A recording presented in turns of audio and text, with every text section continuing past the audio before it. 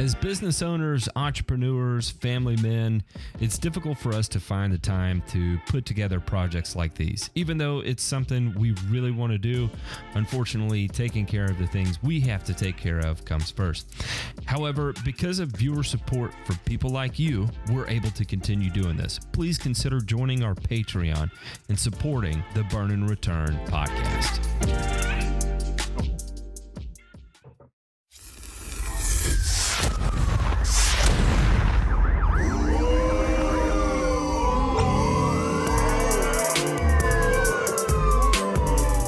You're listening to Burn and Return, a weekly 1-hour podcast covering news from the agricultural and turfgrass industries.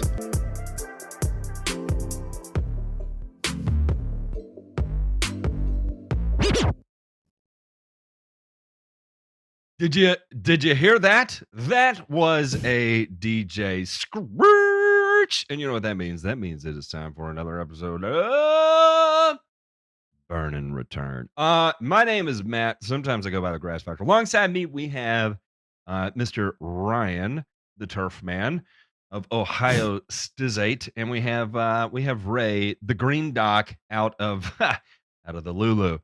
Safe from the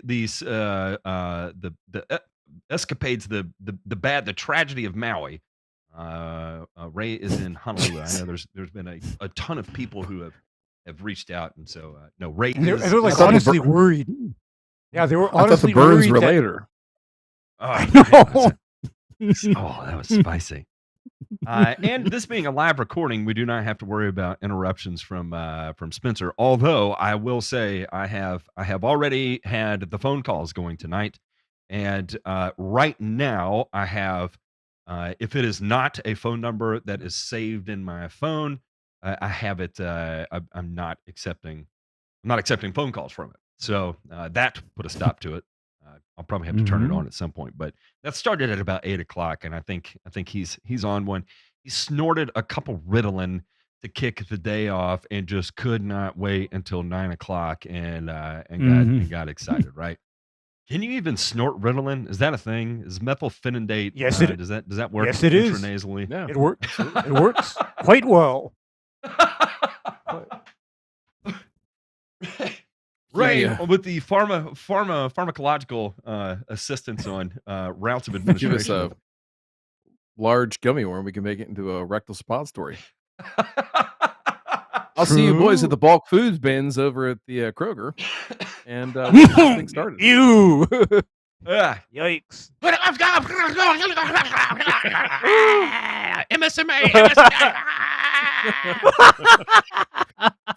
Look, circus peanuts Spencer by the after- pound. Spencer, after a couple of rectally inserted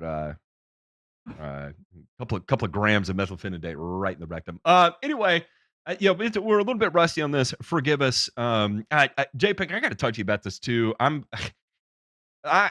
am quasi suspended on Podbean, the podcast host. Wait a And second. I have a serious question for who you. knows Did you- why? Did you try to rent a car from Podbean recently? I may or may not have fired off a couple of indiscriminate DMs on Twitter. No, I'm just kidding. I really didn't. Apparently there was something in there that did not work. So if you're looking for podcast, bear with me. I got to change host. I sent a shit ton of emails back and forth to try and get this rectified, and they are just not giving me the time of day at all. Really, they're like, how about you stop producing controversial content? And I'm like, look, if you listen to it, there is nothing remotely controversial compared to like 99% of the other shit that's out there, right?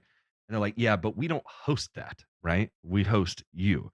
And compared to the 99% of the other shit that we host, it would be deemed controversial. Get I'm fucked. like, man. Exactly. Really? That's Are you exactly what it serious? is. Swear, man. It's stupid. 100% it's stupid.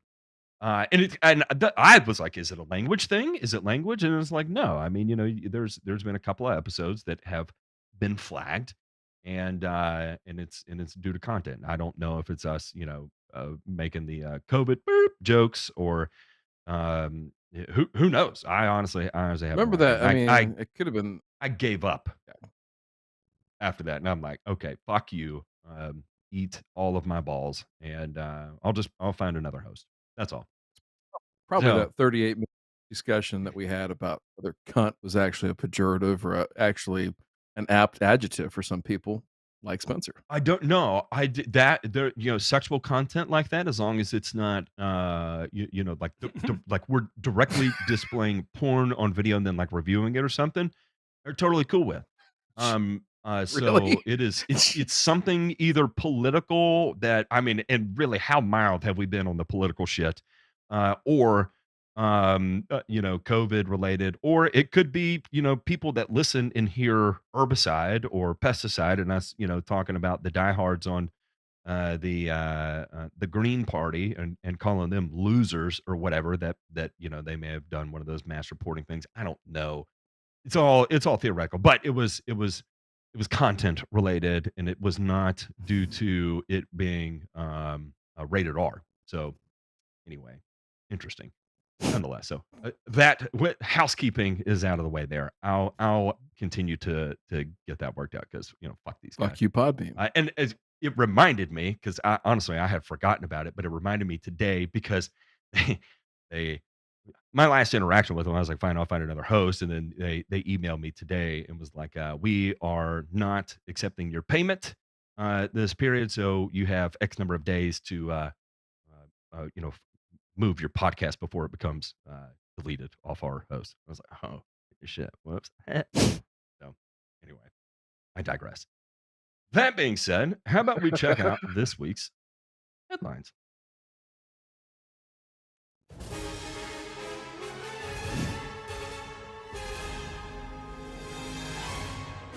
Nothing to fear here. This is just the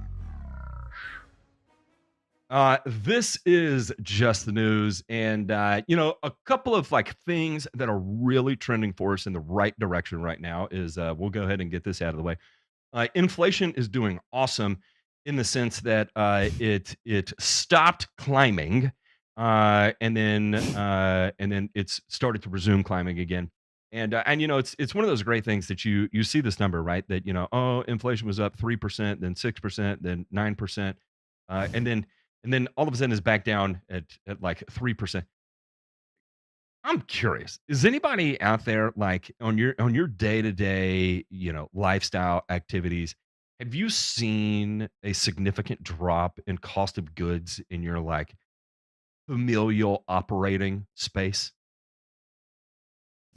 I have seen a suspension of the climb of the cost of goods, but not in a would I ever say that, oh yeah, prices have gone back down. Say they'd stabilize on the hockey stick vertical they were on, but definitely not a decline.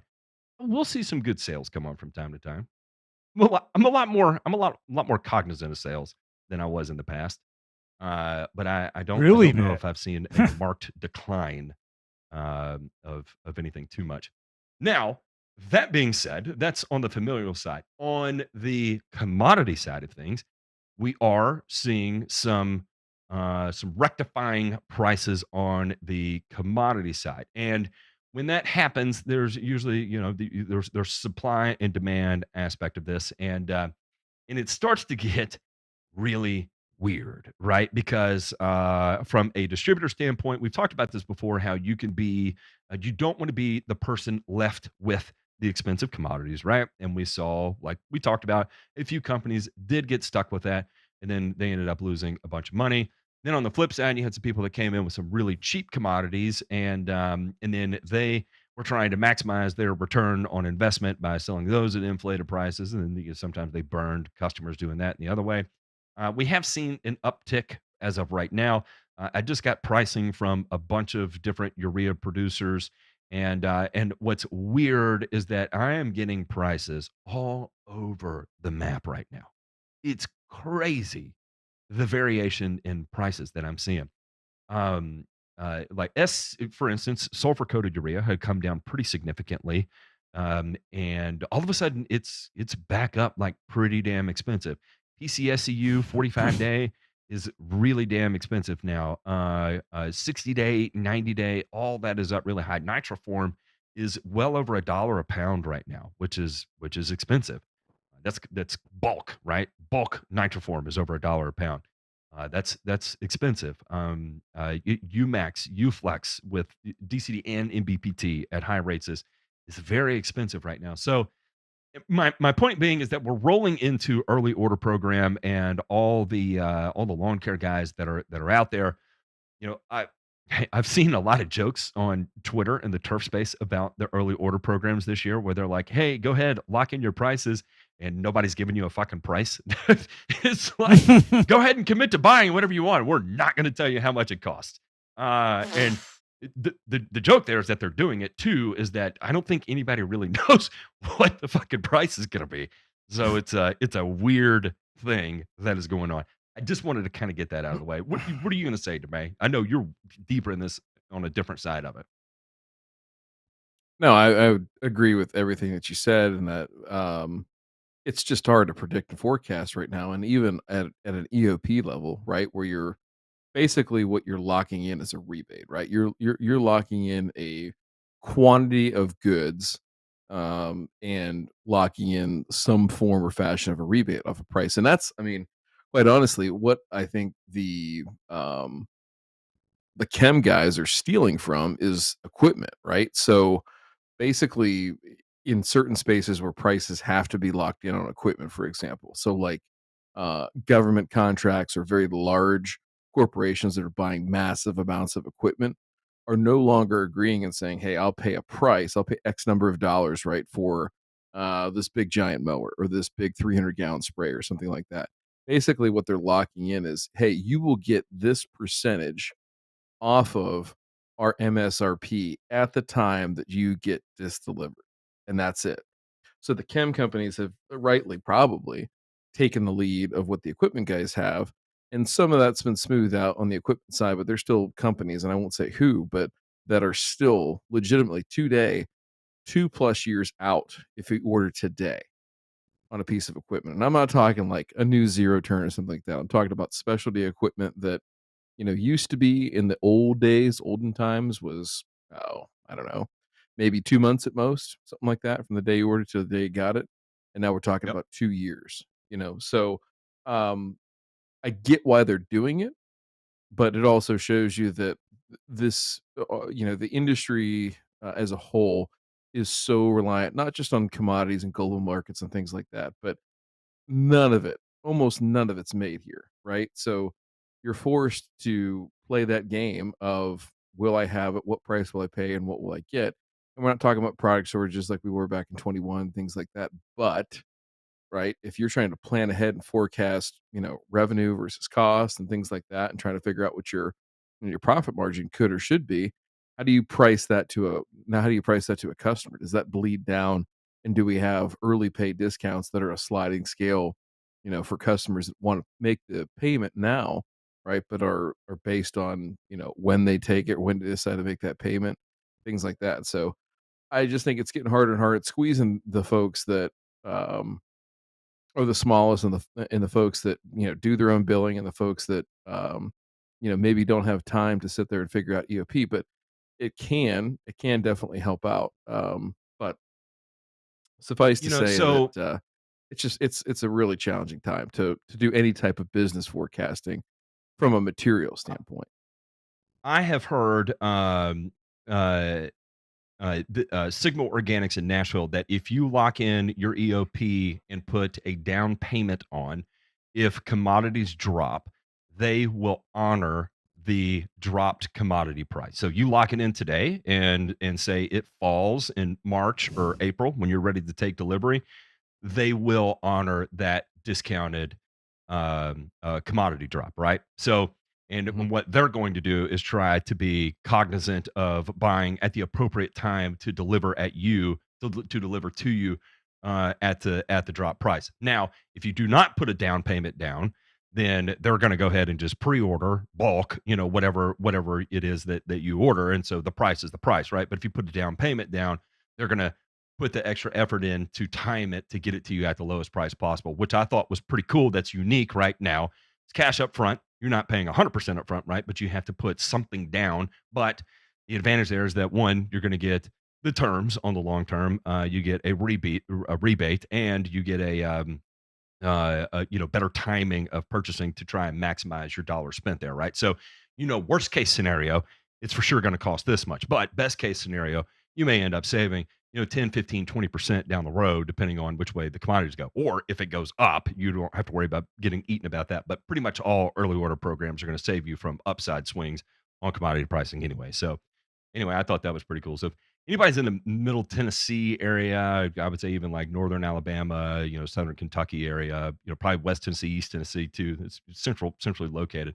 I talked to those guys about it because I thought that was pretty cool for them to offer that.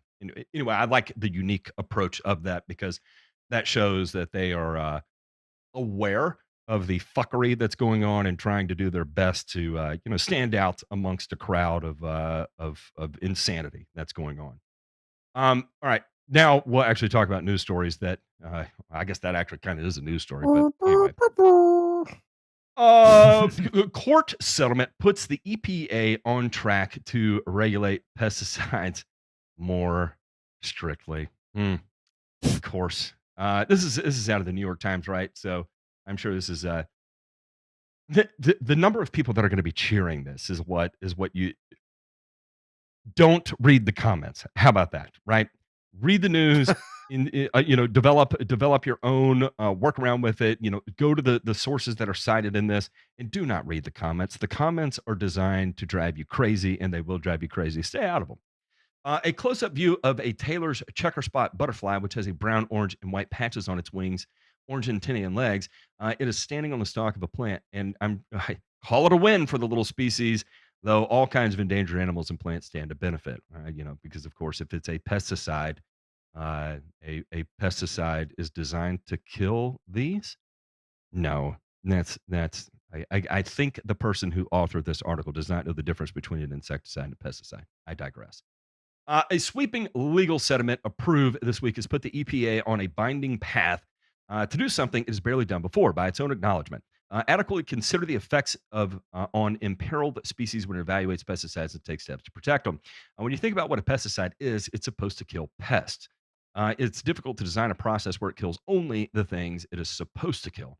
In the same area as crop-damaging insects, there may be threatened bumblebees and butterflies among unwanted weeds, endangered plants. At the same time, pesticides help farmers produce enough food to meet the demands of a growing population, and they need a wide variety of pesticides to defend their crops. They say as insects and weeds gain resistance to various chemicals. By its own account, the EPA has failed to meet obligations of the Endangered Species Act. More than 95% of the thousands of pesticide assessments it completes annually, according to the report by the agency last year. That lack of compliance has opened to a flood of lawsuits from environmental groups, as well as a spate of recent court decisions against the agency. One 11-year-old case grew to include so many pesticide products, more than 1,000, that it came to be nicknamed the mega suit. Under the Biden administration, the EPA leaders have tried to chart a new course that abides by the Endangered Species Act. The new settlement, which resolves the mega suit, locks in that effort with judicially enforceable deadlines, said Jonathan Evans, the legal director for environmental health at the Center of Biological Diversity, one of the groups that brought the mega suit. Another administration just can't jettison this. CropLife America, trade association for pesticide manufacturers that joined the lawsuit, was an intervenor on the side of the EPA, praised the settlement as another important step in the government's work to better comply with the Endangered Species Act. We appreciate the engagement on these improvements and will continue to work with the stakeholders as the process continues. More people are talking about it, and we'll go on a little bit further here. Rather than outright bans on pesticides, he said the settlement is likely to lead to restrictions on where they can be used in proximity to endangered species. New EPA guidance, for example, may require buffer zones around waterways in certain areas so endangered fish are not harmed by runoff.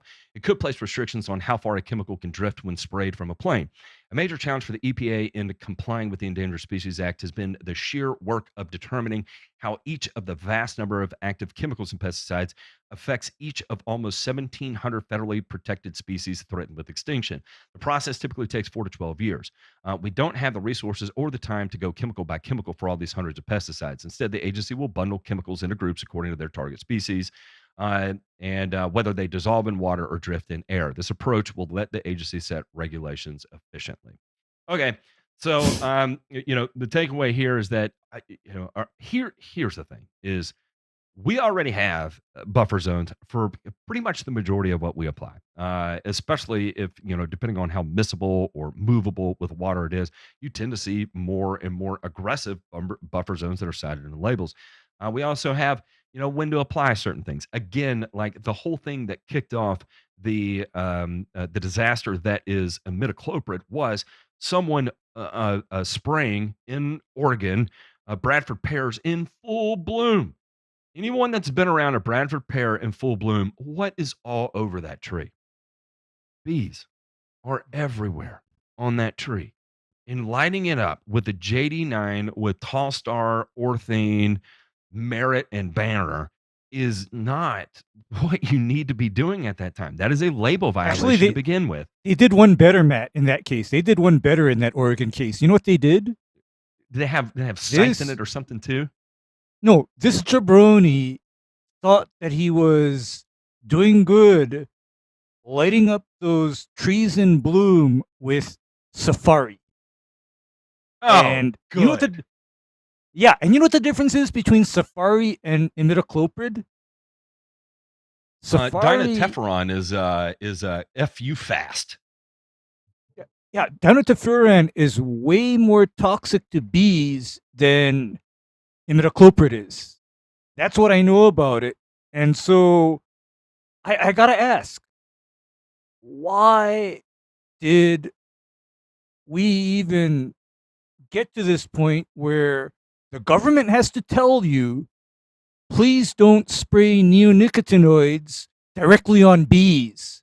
Why are we here? Matt, why are we even here? Dipshit. We are here because of the dinosaurs. Oh, maybe it was the alien they found in Mexico. I don't know. I don't know why we're here anymore, to be honest. Yeah, I mean, it's like, well, no, I meant, why are we here such that the government literally has to tell you, no, you cannot foliarly spray a tree in full bloom with a product that has a 100% mortality rate on most bee species, including endangered bumblebees?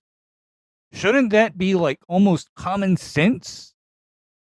Shouldn't that be? Because, if I were the operator or the applicator in this case, I could have thought of much better applications for treating those aphids in those Bradford pears that would not be as bad for the bees. But I can tell you that it wouldn't involve me going up into the trees with Safari. That's out. No. Problem is that the label is not written just for you, me, and Matt to take a dump and read the merit label for the 85th time, right? Like, it's written for the lowest common denominator of shitbags who don't read the label, who don't care At all. who post on they don't read at all. on professional Facebook groups about, oh, I'm gonna kill these suckers good. You're like, this is not. This is the problem: is that it gives fodder for the cannon to the folks that initially filed this lawsuit, right, and have fought tooth and nail, and they've had plenty of ammunition in the 11 years since they filed it to make us all look like dipshits. And I'm not just talking about turf people. This isn't just a turf thing. This is all pesticide applicators, right? So this suit is definitely a landmark situation. It's definitely a situation where, as they go through these, they basically have said, we're going to go through herbicides first, then we're going to go through insecticides, right? And they already started working on insecticides, organophosphates at first, just to figure out how they're going to do this and what this looks like, and kind of meander on through. But you better believe they have 300 active ingredients to go through, sort, categorize, and then evaluate.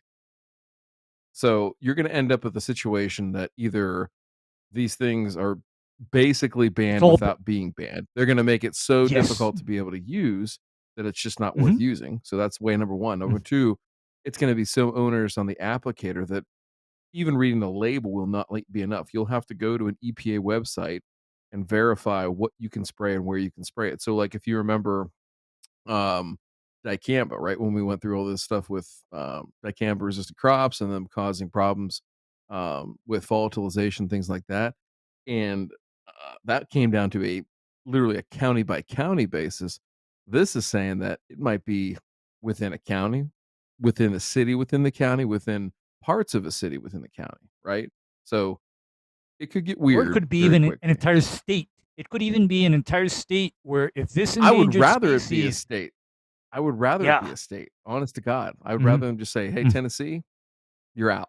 can't do that. You know, You're out. Yep.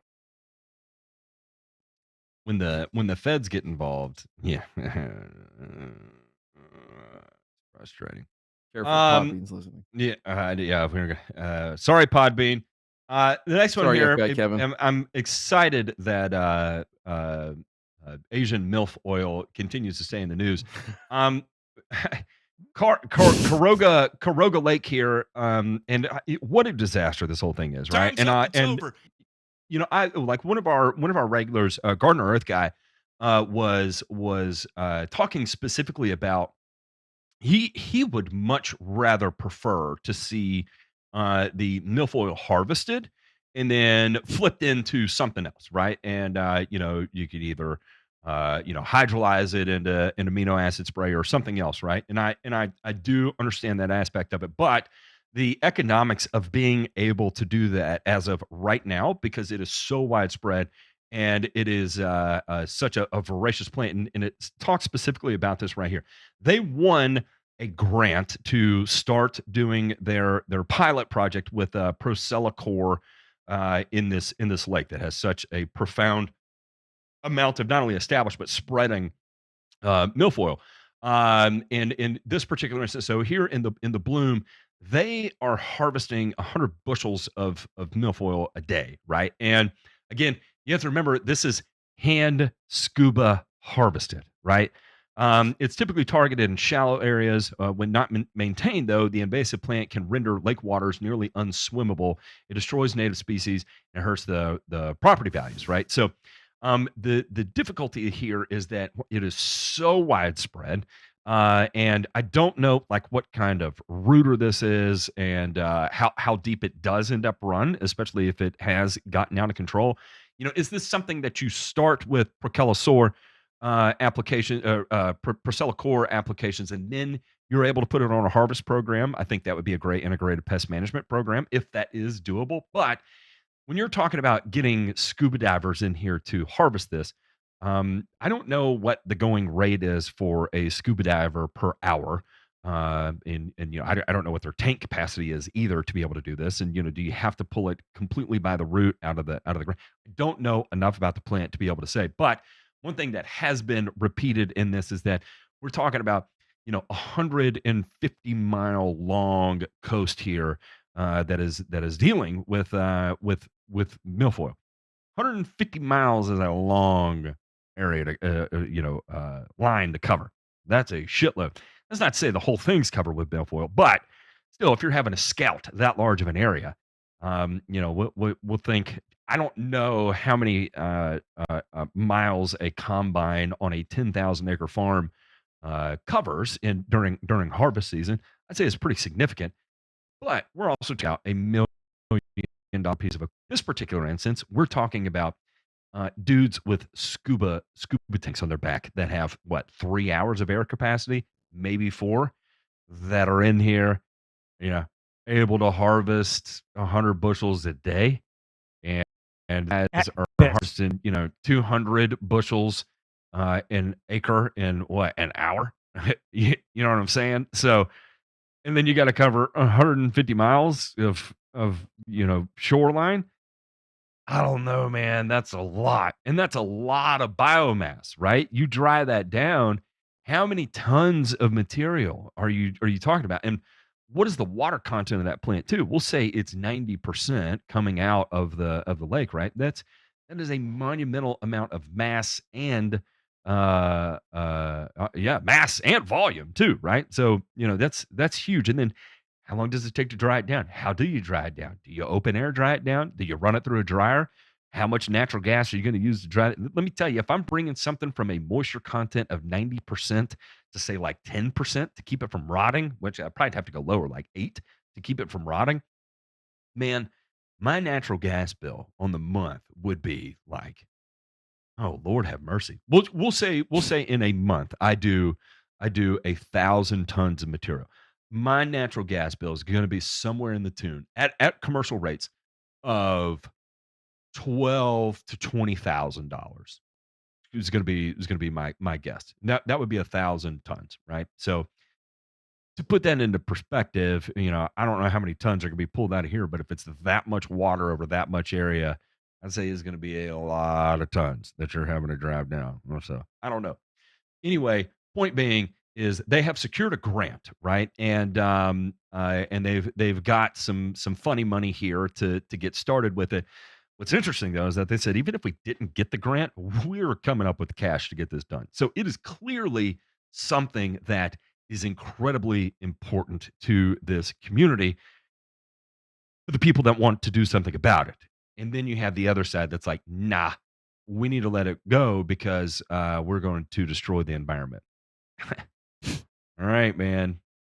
All right. This is just a war that I would not want to be. I have to ask, how much resources are going to be consumed by manually harvesting this fucking weed? I do. How many resources? I can't put that into human perspective. They're saying their diving program costs the town more than $100,000 a year. All right, say you need 1,000 divers to, per block to get it harvested in the time frame that it needs to be harvested. What is 1,000 divers cost? I mean, that's got to be millions of dollars. That's big money. Where do you get 1,000 divers? Yeah. Yeah, that's big damn money. And also, you know what? In the name of this environmental virtue signaling, you will bankrupt this town. Okay? That's what's going to happen. I mean, that's the end result of this, is that just to virtue signal your concern for the environment, you're going to make this community go bankrupt. Congratulations. Environment is safe, but the town is broke now. What have you done? We'll say, all right, so this would be considered like high risk. These are some hypothetical numbers here, right? We'll say you pay the diver, so that would include, insurance, not including the cost of air tanks, right? They supply all that, but high risk insurance, your workers' comp, all the other stuff, payroll taxes, all that goes into it. And we'll say it's going to end up costing the city per employee $125,000 per block right here. I'd say that's probably in the range of, we'll say you pay them $60,000, the diver, $60,000 in this time period to get it done. We'll call it like a 4-month time period, right? Specialized gig, $60,000 to get it done. The cost, to actually employ someone at a high risk level like this is probably going to be double, if not like 2 and a quarter. But we'll just say double, right? So if you're spending $60,000, you're really it's going to cost you about $120,000, and then we'll multiply that times 1,000 divers. Right. So right now we're at $120 million. Okay. Now let's say Busy saying 120,000 for a 4-month gig of diving. Okay. So that's probably going to be closer to like 220,000 per diver to the cost of the city and all that, times 1,000 of them. Now you're at $220 million. Okay. That is a monumental amount of money.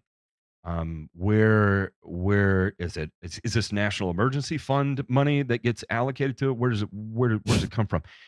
Here's the thing: is that we also don't have any data that says the Purcell core is going to cause any problems. In fact, we have data on the opposite side of it with universities and everyone else. Like, no, man, this is one of the safest approaches that you can take. Yeah. This is a reduced risk, product. This is essentially a reduced risk product that because my goodness, I remember seeing in my old weed science textbook what they used to do to treat aquatic weeds, and this was horrific, Matt. Can you imagine literally fumigating the body of water with this chemical called acrolein? Acrolein is real cute stuff. I mean, the LD50 on that is amazing. A little bit will do the job. All right. I mean, So- you go ahead, DeMay. Go ahead. No, I was just gonna say, let's see here. Now there's a lake. I learned this after those guys up in New York, Saratoga, getting on our shit list. There's a lake here in Ohio, about an hour away, that's had a massive Eurasian water milfoil outbreak, along with a Issue. couple other pondweeds. Literally, it has been a now 3-year effort that they basically have said, like, this is going to continue forever. That we're going to harvest shit. We're going to make two herbicide applications each year, right? So early season with the pellicore to go down and try and get the Eurasian water milfoil, and then come back and select pockets and treat the little pods and shit that they drop in there. And so anyway, long story short, this grant is a great first step, but the strategy is just like anything else, right? In nature, like, you're trying to harness nature. It's not going to go well if you only have one tool in the toolbox, or if you tie two hands behind your back and try to fight. Like, I hope these people get what they deserve. I hope that they get an actual trial that shows what properly used herbicides can do in that environment. And I hope that the people that don't want to see that, well, that they got to go swim in shit. There it is. I feel for these people. It is what it is. Better them than me, because at my age, I'm 37. I'm still spunky enough that I'd probably fight someone. That being said, we have a big rig rollover, a tractor trailer hauling fertilizer. And we tipped over at Hamlet's main intersection. Here's is a Carolina Eastern Crocker LLC truck tipped over. Truck was westbound on Route 5 when apparently it turned too sharply on a Route 237. At least one lane was blocked. The tractor trailer's driver was taken to the UMMC for minor injuries. And of course, fire and EMC was out there. Further information was unavailable as of press time. However, the truck was hauling 9,000 gallons of liquid manure. No injuries were reported, Yikes. but a hazardous materials response was needed to contain the resulting spill. Again, this is liquid manure that was on the move there. So, luckily it's relatively low analysis, but it is full of probably nitrates and phosphates. Yep. Yeah, but that Look at the smell pile. was just. Look at that pile of. This can't be the spill. That's- That's the material they're putting down to absorb it, isn't it? Yeah, the liquid Yes. the drying material. Yeah. That's a lot. Trizorb. Trizorb. Tons of Trizorb, Matt. Because I thought that's Literally- what fell out of the tractor trailer, and I was like, that's potassium chloride, not the end of the world. That's not too Yeah, bad. It was liquid manure. The smoke jumpers actually came down with those big planes from the forest fires and fucking naped this shit. Boys, going on a bombing run. All right, that's gonna do it for the headlines. Let's cut into our little gobbler at Jono's Turf here, if you don't mind.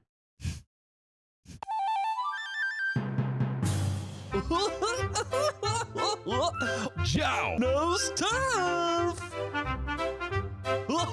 Hi, I'm Joe. I'm gonna give you a bunch of accurate turf facts today because Joe knows turf. And it's an extra special version of this because J Pink, go ahead and hit it.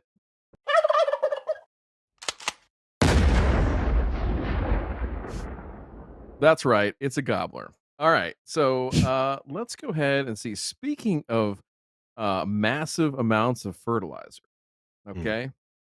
I thought that a video that was sent to us here just this last week would be a great segue into not only exposing something that's probably a dumb thing to do, but also the right way to approach it and a different way to think about it that's been brought to us by the industry. So let's start off with that YouTube video, Jay Pink, and let's talk about nitrogen fertilizer applications in the fall on cool season grass.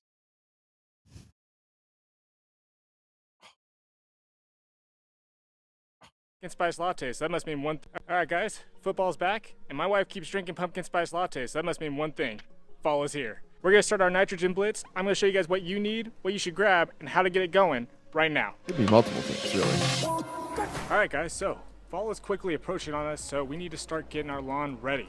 All right, so we're gonna start feeding it nitrogen like crazy. Is butter a carb?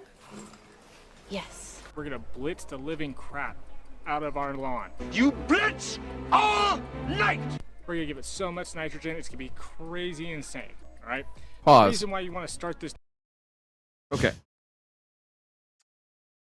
And again, here's why that kind of talk is dangerous. Maybe it's hyperbolic. Maybe it's meant to set the stage, be an intro, attention grabbing, whatever the case.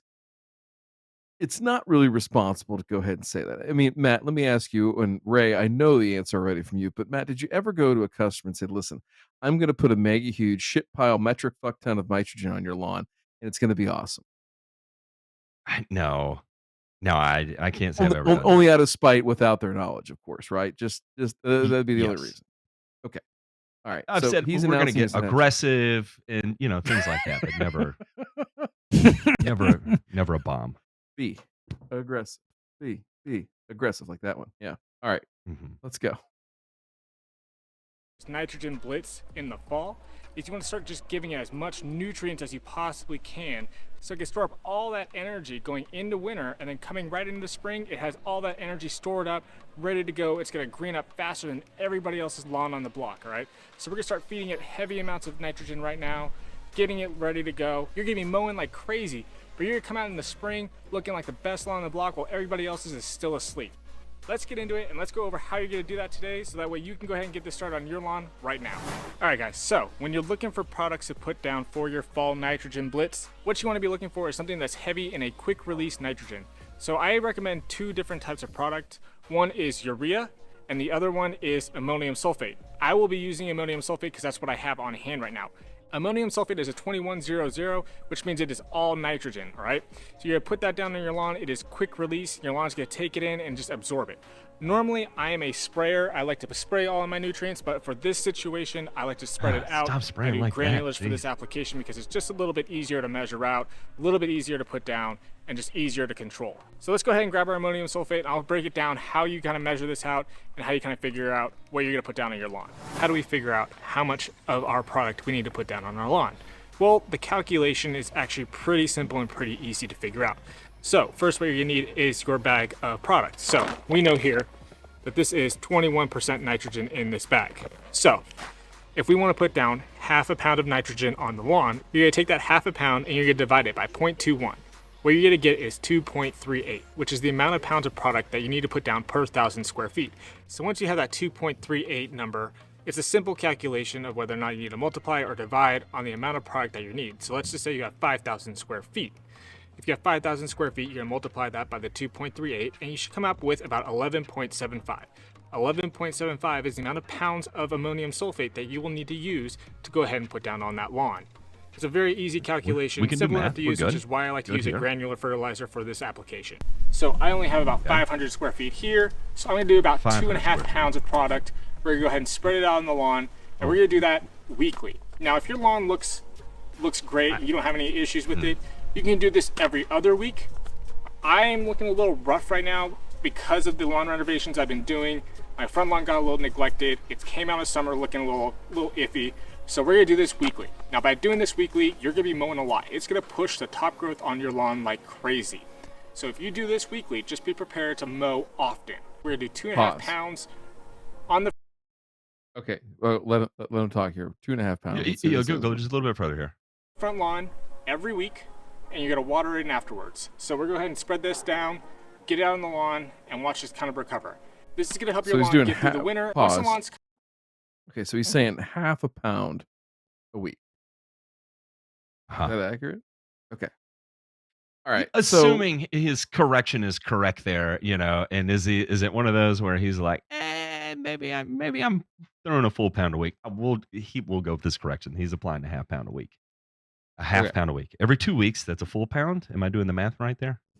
yeah, every 2 weeks it's a full pound. All right. So Okay. here What is is that every what 4 weeks? 2 pounds. Is that 2 pounds? That's 2 pounds every 4 weeks. Okay. Okay. All right. So here's what I want to start with. Okay. So Uh-huh. let's start with the 4Rs. If we want to throw that up here real quick, J Pink, and let's take a Mhm. look at that graphic, and then we're going to dive into a couple other pieces here. All right. This is the gobbler, folks. Is that yes? Do late season nitrogen applications work? There's a little bit of substantive data that we'll dive into here in just a minute, but this goes back into, in a larger picture, the 4R principles of nutrient stewardship, right? We've got right source, right rate, right time, right place. Okay. The thing that we're going to talk about here is, first of all, the right rate. There's a couple other things I want to mention as we go along here, and I know we've covered this in other episodes, but as a gobbler, this is a great, great tool. And boy, howdy, did this guy in the Pacific Northwest, Treasure Lawns or something like that. I'm sure he's a nice guy, but just not the greatest advice here. So let's dive in. Okay.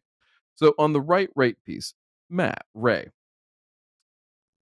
I know that Ray, you've never grown cool season grass before, and Matt's grown a metric shit ton of it. But does anybody know why we have gotten into this habit of applying massive amounts of nitrogen in the late season, like say September, October, November in cool season country?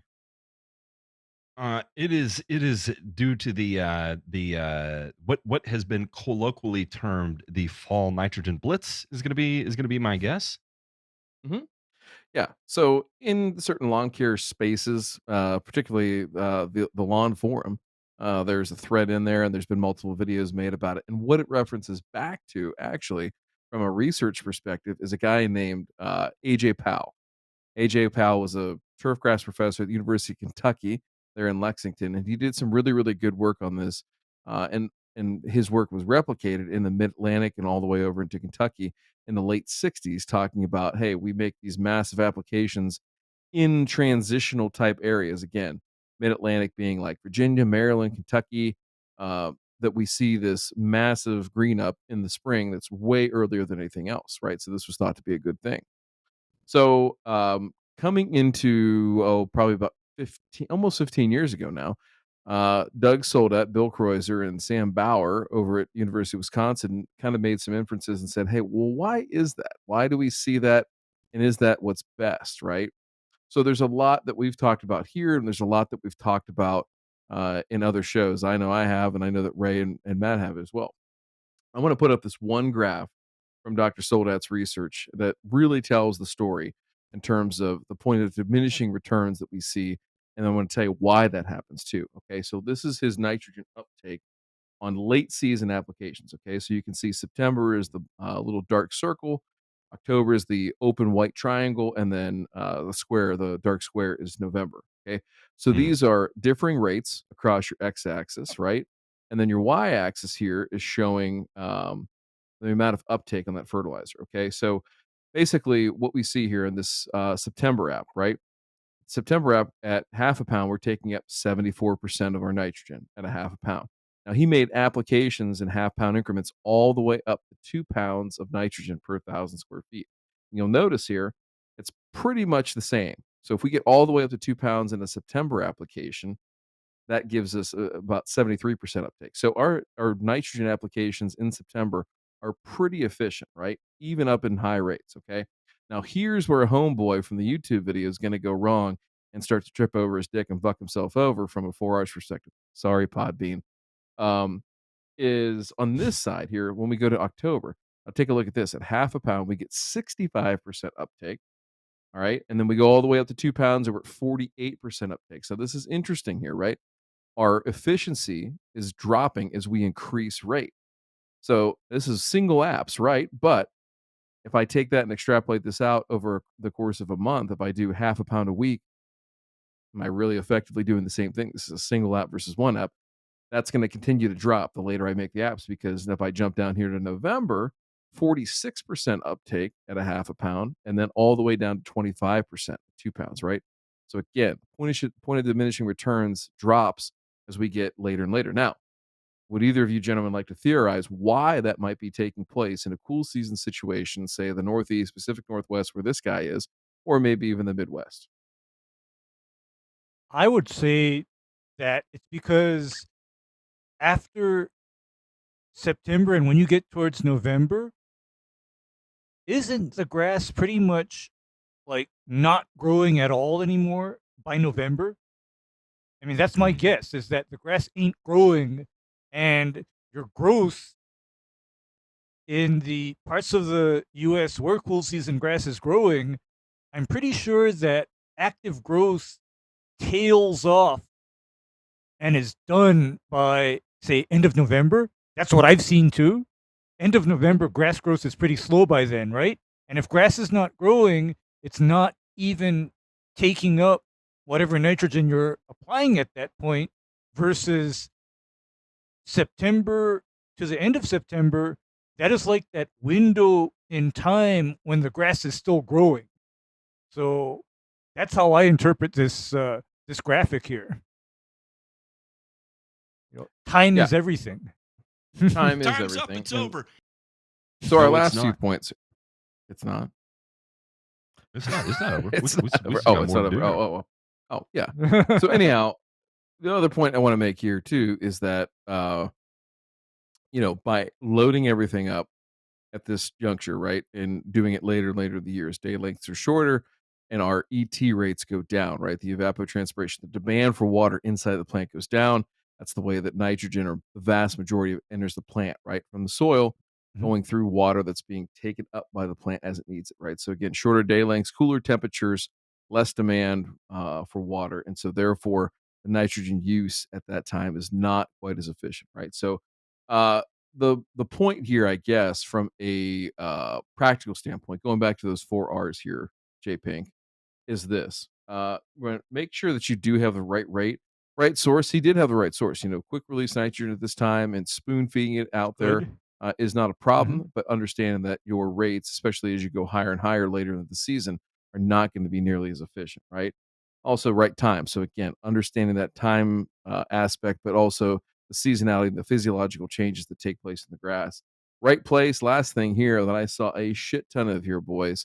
And this doesn't have anything to do with Homeboy's video, but round 6, as we're getting ready to go out here, or are going out, blow that fertilizer prill off the sidewalk, please. There is so much of that right now, and I know that it's poorly trained help, probably people that are in a rush, whatever the case might be, but that's the stuff that's going to get our asses in a sling. I yield my time. Yeah, just to harp on that. Like, look, there is no reason to apply to cool season grass 2 pounds of nitrogen a month. It isn't. And for God's sake, do not do this. Just blow it off. Get you a battery powered blower. It takes 20 seconds. Get it off the driveway. Look, I get it. What are we gonna say? I was going to say one last thing I wanted to tease, and we'll throw this in the show notes here. But Dr. Travis Shattuck's one of the best guests we've ever had, and certainly want to get him back on here. He does have a new channel, and somebody mentioned it down here in our live chat. A new channel, Turf Epistemology. It's on YouTube. We will send a link to that. But he actually reviewed one of the papers that was put in the Crop Science Journal related to this, because I know there were several that were published. So it might be the one that I'm referring back to here, but highly recommend that you take a look at Dr. Shattuck's channel. Quick plug for that. He's doing reviews of papers that range in time from about 45 minutes to up to 90 or so minutes. And it's wonderful to see him kind of take people through, step by step, all the way from the experiment design through the results and the data, and then trying to understand conclusions and how they might apply those. So quick plug for Dr. Shattuck's new channel. There we go. Yeah. Good deal. That being said, I think we got that out of the way. Again, 2 pounds on cool season grass. That's crazy. On a C4 plant, on a grow in of like sprigs or something of that sort doesn't sound as crazy. But again, you're talking about a C4 plant that has a much more aggressive growth potential and nitrogen utilization than a cool season grass, like infinitely in comparison. I digress. Let's check out. Oh, and we'll go ahead and do this. We'll do a little sponsor read here. Oh yeah. This show is brought to you by. You know who this is brought to you by? It's brought to you by us. Gosh damn it! You know why? Because I don't know. Because we said so. A couple things here. And I'm just gonna have fun with this, right? For a couple of reasons. One, check out our Patreon, patreon.com/burningreturns. We continue to grow this. We are. I can tell you that short term, long term. Short term is that we're going to have another meetup this year, and it's going to be as badass as it's ever been.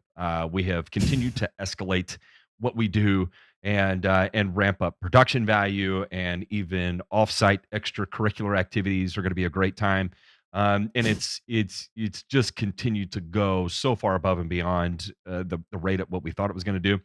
And again, as we continue to grow that, we would like to do it offsite as well too, into other areas. And one of the things we've talked about, and I'm sure at some point we will be able to actually do that, and it'll be offer things like continuing education classes to actually sit down and have a pesticide application training class where we get to use F words and all that fun stuff, because I think that would actually be pretty damn cool to do if you ask me. HBO said we can't. Podbean said we can't do that.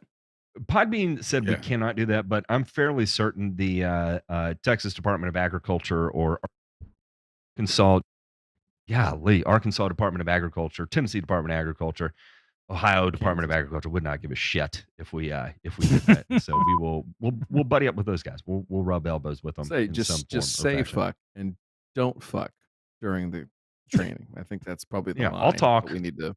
Yeah, just talk. Everybody's just having a good time. We're good people, somewhat. How many gummy worms with methylphenidate do I need to bring with me?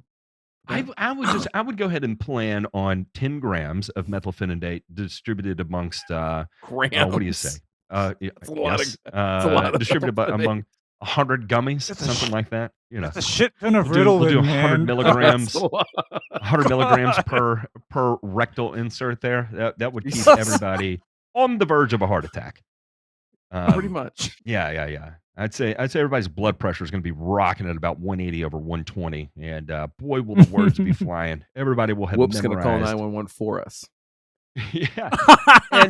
And speaking of on the health thing, I want to stress this. The reason why I want to stress this is because the older I get, the more like the more terms of the finite reality of life starts to like creep into my head in the middle of the night when I'm trying to fall asleep. And I don't think it's any secret. Ryan, Ray, myself, Jay Pink, a few others have been on, Aldo have been on a quest to try and improve our physical conditioning, in an effort to improve the quality of life. I think the quantity of life is not necessarily something that is just like an overwhelming goal for me. But if I can get more years of quality life, that is something. I just don't know if it's achievable at this point. Again, I'm talking about 100 milligrams of Ritalin. There was a point in my life where that was breakfast. It is what it is. And I don't know what kind of damage that does, but it's not good. That is for certain. Yeah, I'm probably a good 2,600 cheeseburgers above the average 40-year-old male. So, we all have our vices. It's all right. Right. Some of them had bacon on them.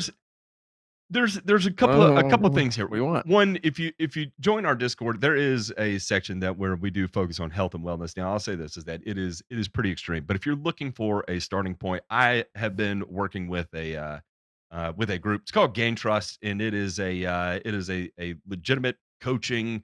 I will help you get started and help you grow. And there's accountability where there's a meeting every week to check in and talk with people to keep you from getting fucked up. I'm not getting paid to talk about this. I'm not getting free anything to talk about this, and it's actually free to join. And if you want more individual one-on-one coaching, you can pay for it. It's something that I am heavily invested in my private time right now. Is a monumental amount of effort into becoming faster, stronger, and to live longer. And even if you looked at my supplement protocol and everything that I do is all geared around maximizing the number of quality days that I have left in this world.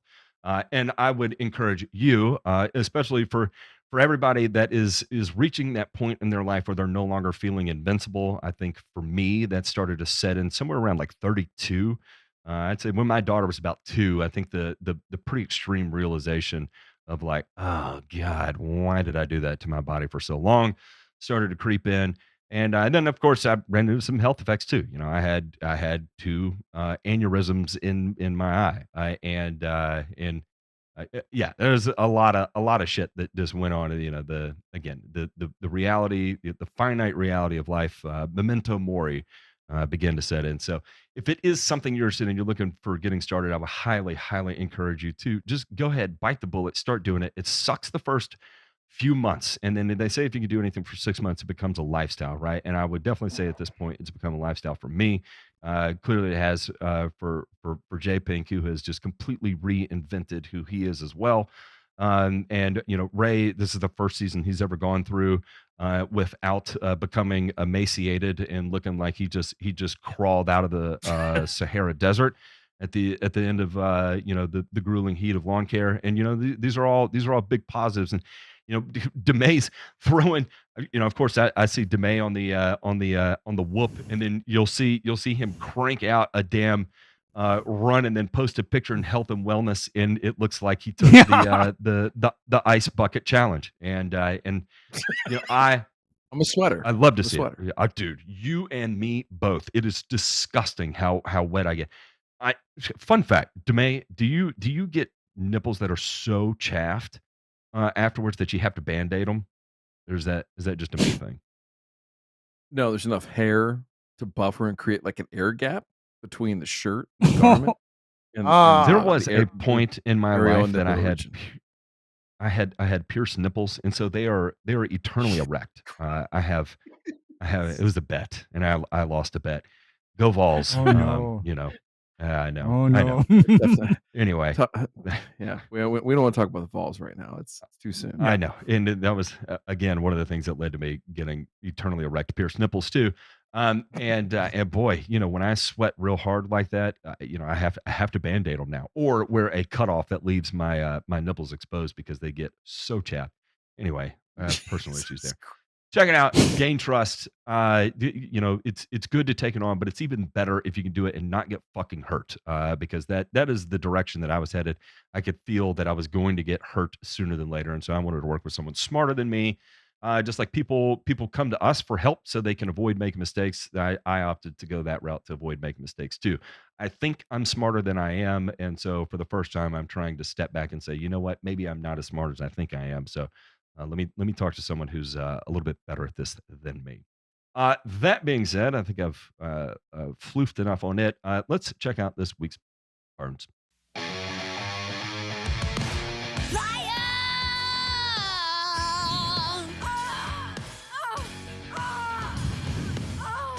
God, Ray, having not lost weight this speaking this about summer season, Ray being emaciated. Yeah, right there. That was Ray after a summer of gains right there. Boy, Sheila was not prepared of what just happened. Lord have mercy, she was begging for mercy, and Ray said, "I have not no ready mercy for to that. give." Not ready for that. No way. Fuck your 50 Shades of Gray, Sheila. I've got 50 Shades of Spray and Pray, bitch. Exactly. Speaking of the neighbors to Sheila there, not just her neighbors, but also Governor Jared Polis figured out something loud, smelly, and noisy.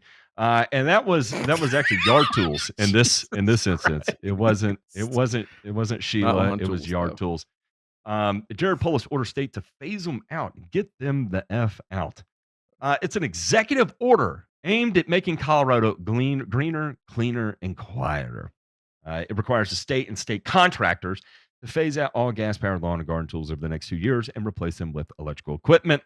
We're going to lead the way on this. Oh, We're Lord. going to move away from the loud, smelly, noisy equipment with diesel fuel to lower the cost, cleaner, quieter electric leaf blowers and lawnmowers. 75% of the lawn equipment use. Yeah, go ahead.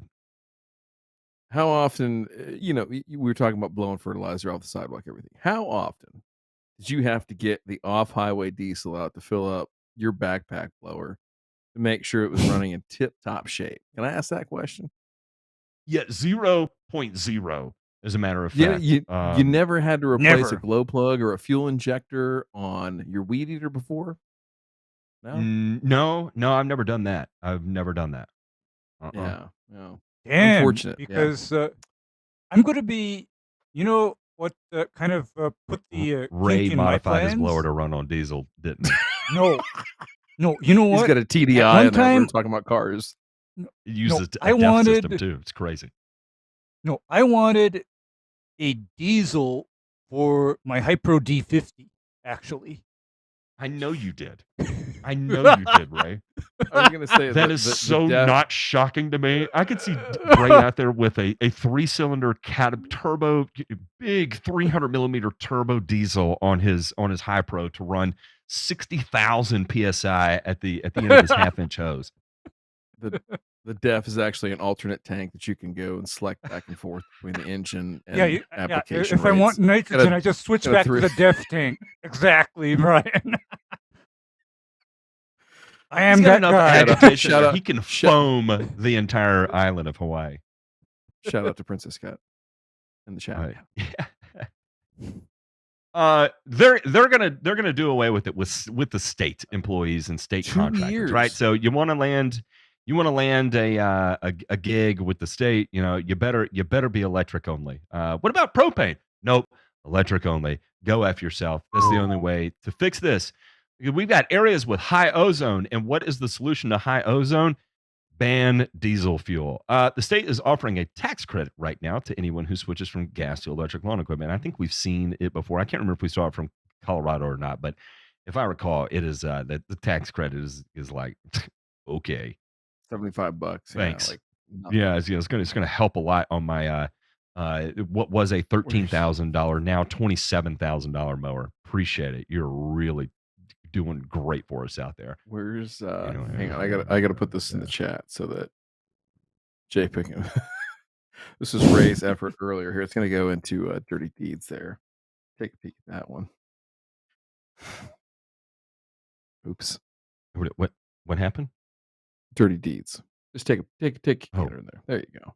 Oh, take here. Let me do this. Wait, what is this?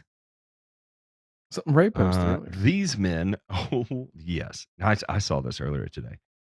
This is beautiful. These men produce the oil for the fuel that powers my Suburban. These children. By the way, Podbean, my taint. Go ahead, lick it. These children dig the cobalt and lithium for your electric car and sustainable batteries. You know what's fascinating is that we uncovered a massive lithium deposit in Nevada, right? And it has been held up with bureaucratic environmental red tape for a long time. And I have a very close, I say close, I have a close business associate, close enough to get, the inside skinny on what's going on with it. And he said it is an absolute disaster. And chances are is that anyone our age that's working on it is going to die before any meaningful lithium comes out of it, just due to the seemingly infinite pressure of bureaucratic red tape around the project.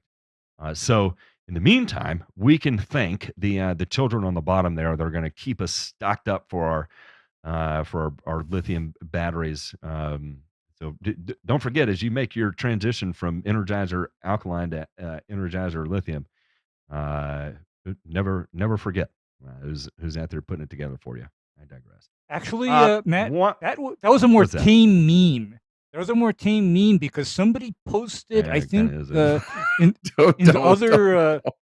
in the other section of the Discord, Another one that had Greta Thunberg, screaming at a kid to mine that lithium faster. I mean, it's not wrong. It's not wrong. Did you? But then... I saw it somewhere on a racetrack. They're doing this thing where they're gluing their hands to various things. Like yes. On hey, sidewalks I heard of them doing that in Germany. I heard these protesters gluing their hand right in the middle of the road in the city to protest. And all I gotta say to that is, you know what, Matt? I would get out the Makita concrete saw, hollow out that section that their hand is on, cut that concrete out. I was not sure where that was going to go. No, I would cut that concrete out and then throw their fucking asses in jail for obstructing traffic. Just a little Civil War surgery here, like we're at Antietam.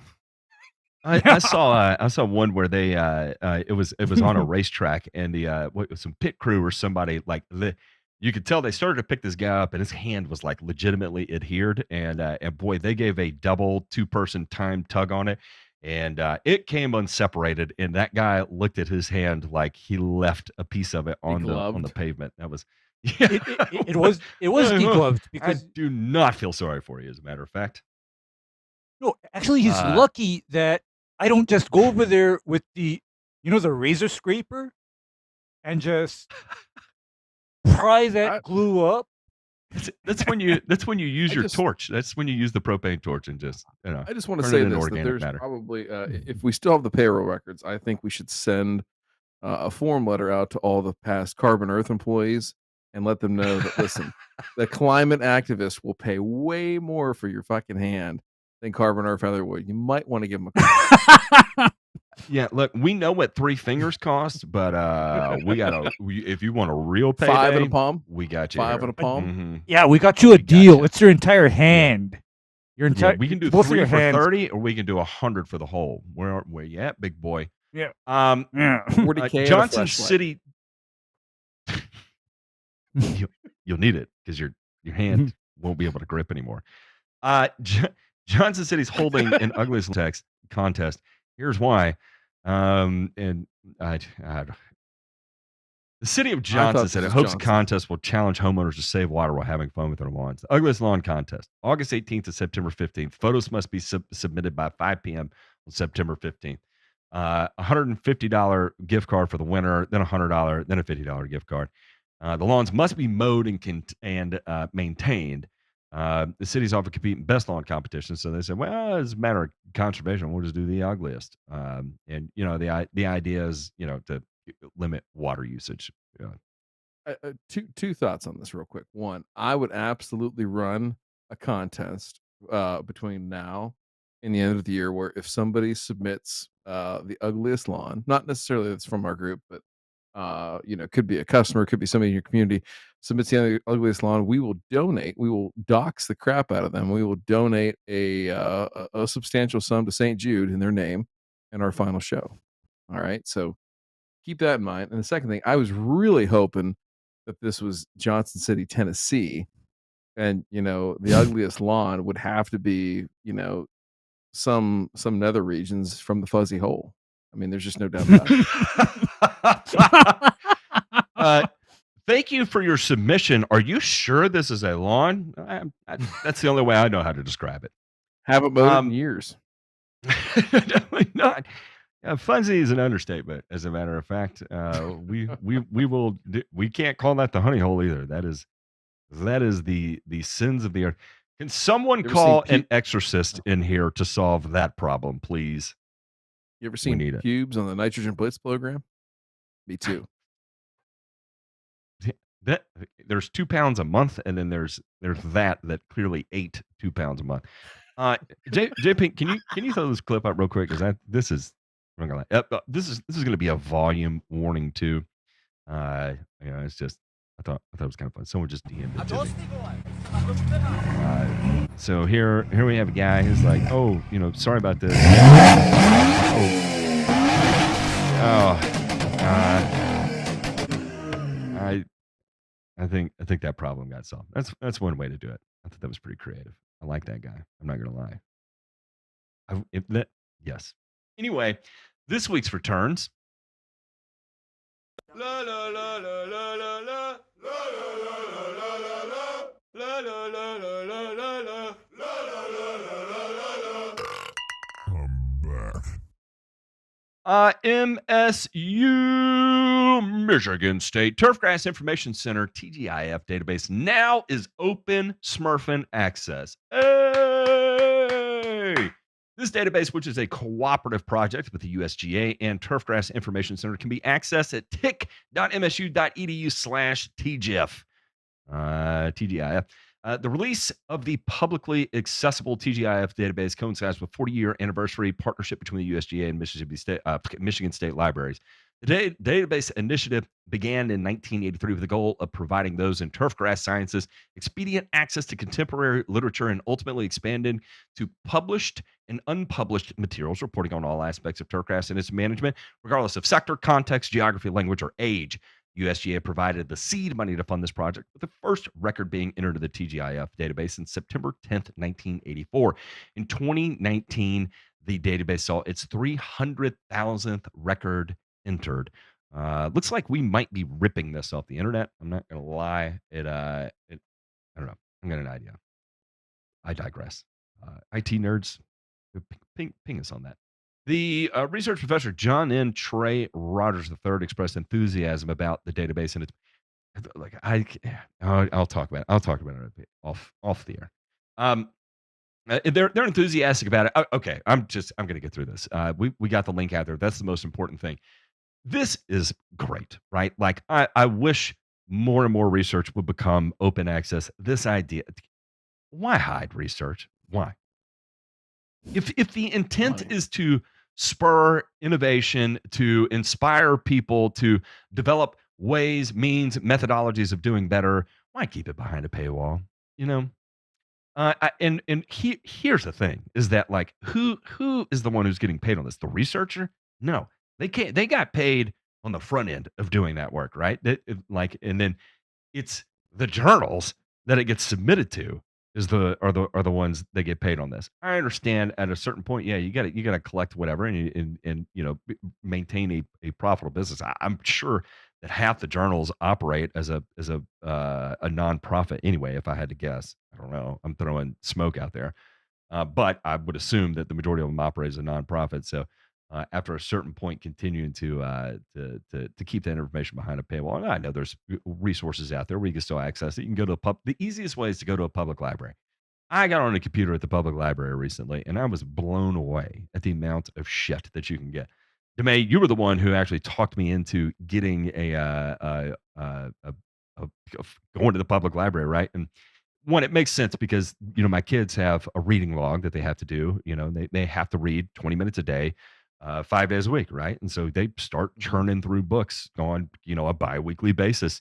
And instead of dropping $40 every other week for my kids to compile books that they're going to read one time and then shove in a corner in their closet, I was like, I was go to the library and do it that way, right? And of course, it takes them an hour and a half to pick a book. So what does Dad do? Dad's like, I'm going to poke around on the interwebs here and see what I can find.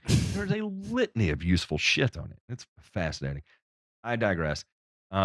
This is another asset, in my opinion, especially in our industry that needs more assets poured into it. And here we have a good one. Is there anything else on that? I don't know. No, huge asset. It has more than just what you're going to find on Google Scholar. So it will have that and link those back, those peer-reviewed journal articles, but it will have so much more from industry trade publications that have been out there. Green section records from the USGA, just things and knowledge, articles, snippets, things that you just cannot find anywhere else, right? So if you've never used it before, I highly encourage you to check it out. You can find topics on just about anything. You find out anything that's ever been published in Turf, whether it be peer-reviewed or not, it's going to be in there. Also, we have the New Mexico State University turf specialist wins the National Crop Science Award. Lord have mercy. I keep trying not to burp into the microphone. Where did it go? My goodness. My mouse disappeared there for a second. Burned line hour. I got a little out of the way there. Has received an award from the Crop Science Society of America for outstanding contributions to crop science through education, national, international service, and research. NMSU said in a press release. Professor with the College of Agriculture, Consumer, and Environmental Sciences, Linehour was recognized for significant career contributions in turfgrass science over the last 15 years. I consider this the highlight of my academic career. As the highest national research award given by our society, it rewards the efforts our team has put in over the last 20 years and recognizes the standing we have received nationally and internationally with the topic of turfgrass water conservation, which is truly fascinating and incredibly, again, another giant asset that has been executed by Linehour here. The Linehour added that the award recognizes the work of his team and not just the result of his accomplishments. While awards are usually given to individuals, it takes a team of graduate students, postdocs, and collaborators to work on projects which lead to publications, presentations, extension activities, all of which ultimately result in such an award. Our research efforts have the overarching goal to find approaches that conserve water in an arid, semi-arid environment without losing aesthetic appeal, functionality, or quality of the turfgrass areas. We are addressing the problem by adjusting or changing maintenance practices, not just the turfgrass plant itself. Our investigations have shown that water use can be reduced significantly by maintaining a poorly functioning or improperly installed irrigation system. Moreover, people growing turfgrass have very little understanding as to how much or how little water is required to grow grass. Most turfgrass areas are completely overwatered, and the perception exists that this is the amount of water turfgrass needs. He's a PhD, originally from Stuttgart, Germany. He's been with New Mexico State since March 2000 and holds a 2009 patent for a subsurface drip installer. He's been all over. He's a member of all the different organizations, and the guy is 100% an asset and a true badass. Congratulations, Dr. Linehour. You, sir, are a fucking good man through and through. All hugely important stuff, and especially from a research and extension standpoint, this guy's doing great things. New Mexico State's doing really a lot of cool stuff right now with respect to irrigation, water use, efficiency, things like that. So this is going to be the stuff that gets the people off of our backs that say, well, you got to put some synthetic turf on the lawn, conserve some water. Jeez, what are you doing? You know what, Ryan? That won't happen in Hawaii, actually. That won't happen. Oh, and you know why that won't happen? Because they're not into recycling microplastics? It is because here in Hawaii, they like Achilles tendons. The runoff prevention and clean water mandates basically restrict use of artificial turf here. The only people that can really have it are the school athletic fields. That's it. There's still too many in my opinion, but I'm a purist. I'm a purist. Mm-hmm. I'm a trad. All right, we have one mailbag here. Ooh. I'm listening for it. You've got mail. There it is.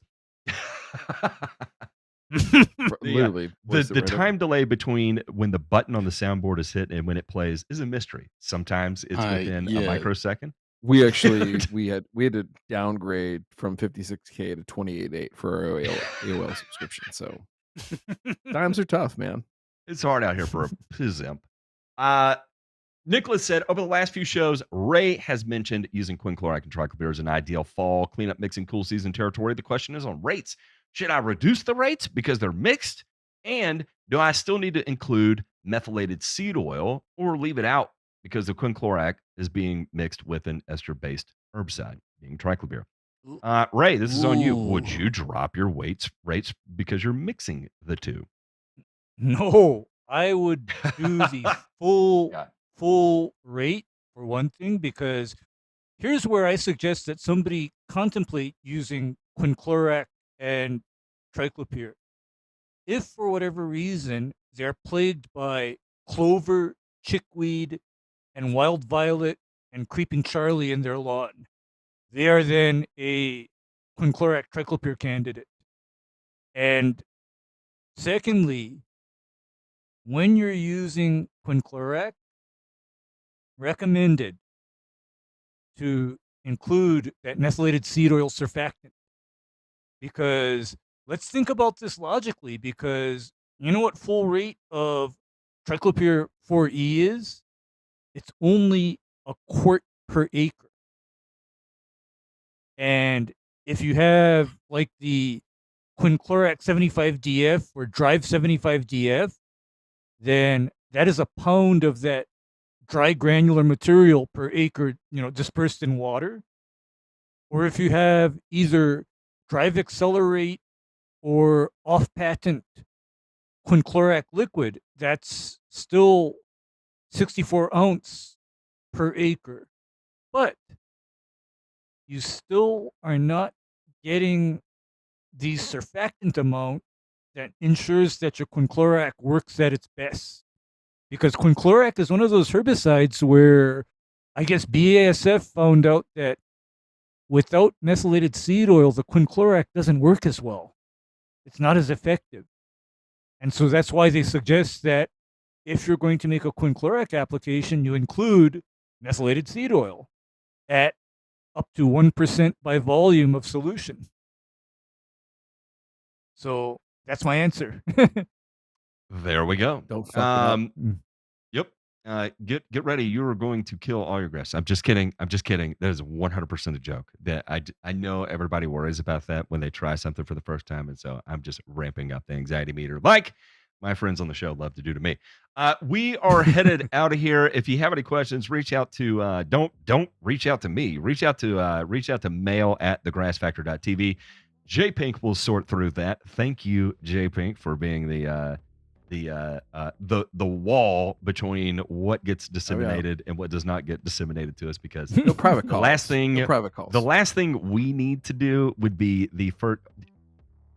DeMay would be great at it, but Ray and I being the first one to read and respond to an email would be an absolute disaster. Let's be honest. So thank you, J Pink, for being the sacrificial lamb in that regard, and avoiding the meltdowns beyond what you already have to endure on that side of the keyboard. Lord have mercy. All right, love y'all. We'll catch y'all on Thursday. Bye.